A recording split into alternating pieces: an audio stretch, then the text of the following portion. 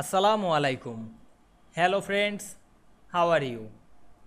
Welcome back to our another video.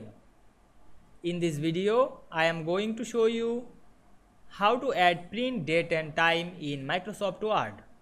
Let's get started. At first we have to open a Word document. Then we want to add date and time. Go to the Insert menu. Then click Date and Time option. Then choose any date and time. Then click OK. Then we go to the File menu and click Print option.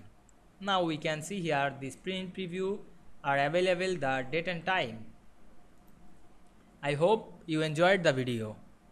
Please like, comment, share and subscribe my channel. Thanks for watching.